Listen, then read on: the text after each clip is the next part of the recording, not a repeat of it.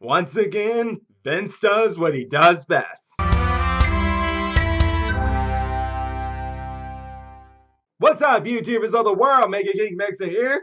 Gonna give you guys my first ever review of a WWE television show. But this isn't not my first time ever watching wrestling. No, I've been a fan of wrestling ever since I was a kid, and WWE and wrestling in general just kind of left me, but I always come back to WWE during Wrestle-Mania season just to see what their storylines are and if any of them intrigue me enough that I'll watch Raw and Smackdown week after week as we're moving on to the road to WrestleMania. And we have been having some great storylines. Not many good ones, in my opinion, really, on the Raw side. Some of them are decent, are meh, but the one with Becky Lynch, Charlotte Flair, and Ronda Rousey, that one's been given props right there. Learn about Batista and Triple H going back to their history. I'm liking that. And then there's the fact that we got Brock Lesnar and Seth Rollins. Not exactly as big of a storyline going forward, but it's got some interesting spots there that I'm liking. But we're really here to talk about SmackDown, which happened tonight. And man, yes, great stories going forward here. We'll go ahead and start off with The Miz, who when I first went back to watching wrestling for a bit come WrestleMania season, somewhere around, I guess, was it 2010 or something? Wasn't really much of a fan of him, but as time went on, I grew to like him. And no matter if he was face or heel, and right now he is face, and I will agree, it is kind of weird to see him like that, considering how most of his career he was heel, and that fits his character. But no matter what, you can never deny this guy's got the skills of the mic. No denying that at all. And he cut off a pretty good promo leading into him and Shane McMahon going at it. Then you got and then you got the women's tag team division titles. Now, back in Elimination Chamber, my money picks were on Sasha Banks and Bayley as my favors to win, but I also put there as my underdogs to win the Iconics. Why did I think that? Well, that's because the Iconics have been a tag team way before pretty much everyone else in that chamber were a tag team, because Naomi and Carmella were just put together just like that. Nia Jax and Tamina were already a tag team for a while, and yeah, Absolution, along with the Boss Hug connection, yeah, they were pretty much a team too. Like, Absolution's been a team for pretty much like 2 or 3 years now, or even more so longer than that. The same goes with the Riot Squad. But even still, it was the Iconics I were hoping that if Bayley and Sasha didn't win, it would be the Iconics who were the underdogs of winning. And well, they once again show here that they got they're the best candidates, a good candidates for the second women's tag team title reign, because they ended up beating Sasha Banks and Bayley, and it was a pretty good match in tag team perspectives. I mean, in the more sense though, the Iconics have more tag team excessiveness there, because how they bend and win there, that's kind of similar to how sometimes New Day won back then. Whenever one some of the tag teams they were fighting against, yes, whenever some of the tag teams they were fighting against were about about to go in there and break up a pin, you got either Big E Langston or Xavier Woods or Kofi Kingston there to hold them down so they wouldn't block the so they wouldn't stop the pin. And similarly here, you got the Iconics. You had Billy Kay holding Sasha Banks' arms while I forget her name again. Oh man, why am I suddenly forgetting her name? I am so sorry, guys. But Billy Kay and Print, uh, you guys at least know what I'm trying to say. I'm sorry, guys. I need to get that name back in my head. I know who she is, but for some reason, it's just leaving my head right now. Uh, but either way, with her getting the pin and Billy Kay holding it, great tag team work, and innocent and the sense of heels winning like that, it makes sense. Yeah, it really does. I'd still get a little annoyed with them always being so squeaky and stuff like high school girls, but that's part of their character. They're doing the job, so it's all good there. And with their win, they got a chance. They got an opportunity, most likely, as being number one contenders heading into WrestleMania.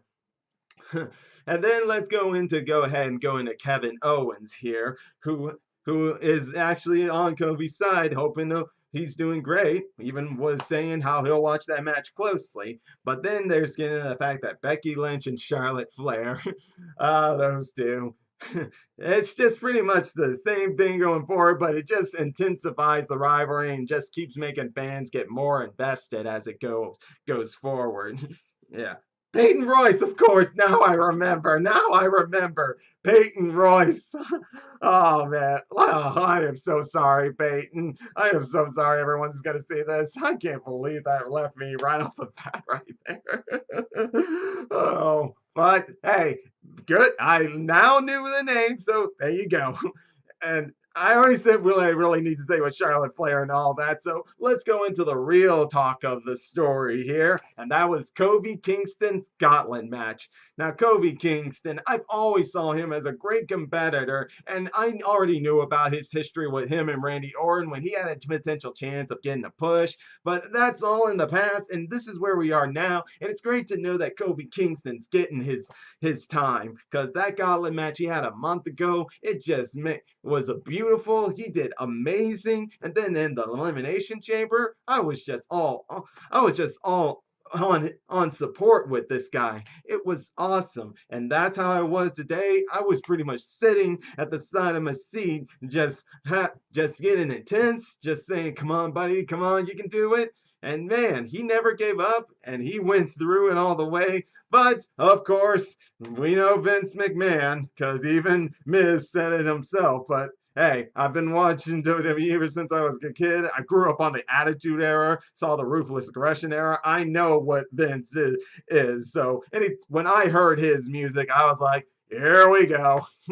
Yeah, as y'all saw, he won all his Gauntlet match he thought he was supposed to face, but Vince screws him again by saying he needed to beat Daniel Bryan. And he did a valiant effort be there, but of course, Daniel Bryan would win, and now he lost his opportunity. Or so it may seem. And I'll admit, in that moment, I was mad. I was pissed. But that was just in the moment. But in story perspective, I like where they're going. I really do, and and it's making me want to tune in more and more to SmackDown. I'm not gonna lie, even more than Raw.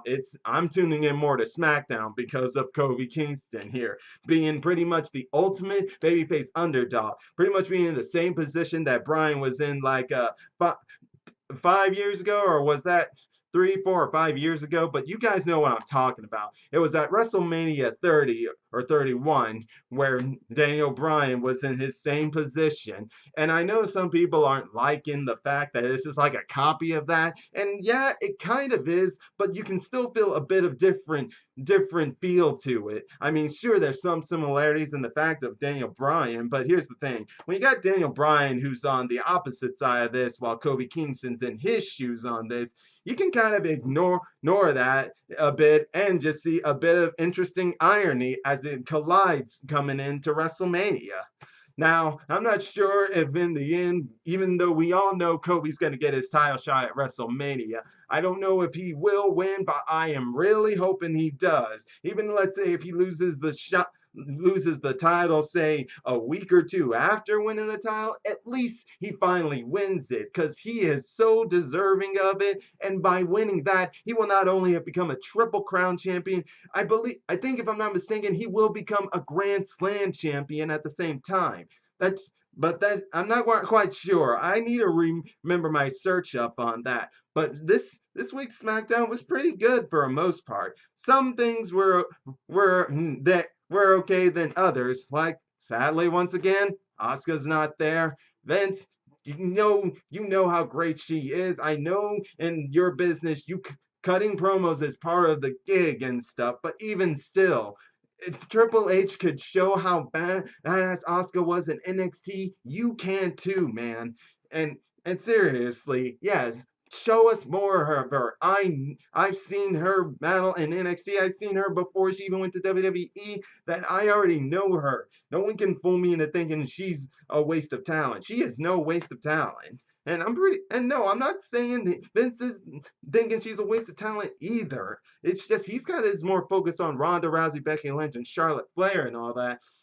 he's not really putting much effort into it because we find out that next week it's going to be a fatal four-way match. Naomi, Carmella, I mean, Naomi versus Carmella versus Sonya Deville and versus Mandy Rose. This is all pretty much just leading into that breakup. It seems they're trying to restart again between Mandy and Sonya Deville. And if I'm not, the way I'm seeing it right now is that Mandy might get her rematch at WrestleMania, or it'll be a triple threat match. I mean, and I'm kind of seeing it as being that Vince is gonna make Mandy win. Now, don't get me wrong, guys. I have seen Mandy in the ring lately, and she is improving bit by bit. She's just not ready yet. She will be in that spot soon, very soon. I mean, her match at Fastlane with Asuka, some of the moves she was showing up and all that, not bad, but she still botched a few moves there, so she still needs to work on this a bit more before she can be on. I mean, she can be in the title picture, sure, but she's not ready yet to be a champion. But she will be very soon. She's close. And but I really hope that after WrestleMania, Vince tries to more explore, more show Asuka for the champion she is. Like, and I say this as someone who says if she retains the title or if she doesn't retain the title, still show Asuka for who she is, Vince. You know it. You can feel it. And I'm pretty sure, and lots of other people in the locker room and lots of other people on the internet will agree with me. We want Asuka to be shown because we know how great of an athlete she is. I mean, yes, okay, she's not good with English, so she can't cut good promos. But I'm sure you can find a way to work around that or kind of help her with that. But either way, that's just all I wanted to say. This is all just my opinions on how I want would say things should go. But hey, I'm not the creative director here, and I'm just saying what I feel would be a best way main storytelling. And hey, we all do that. It's just all part of social media. So I just went on and said everything I said about how I'm feeling about everything. And right now, SmackDown storylines are being very interesting, especially the Kofi Kingston one. I am really loving that. And I can't wait to see what's coming up next week for what he will do to prove that he belongs in that main event at WrestleMania. But definitely let me know what you guys thought of this week's SmackDown live event. Did you like it? Did you hate it? Just click that like button and hit the subscribe channel and hit the bell icon to be notified when I make more videos. And I guess I will see you guys later. Mega Geek Mixer signing out. Bye.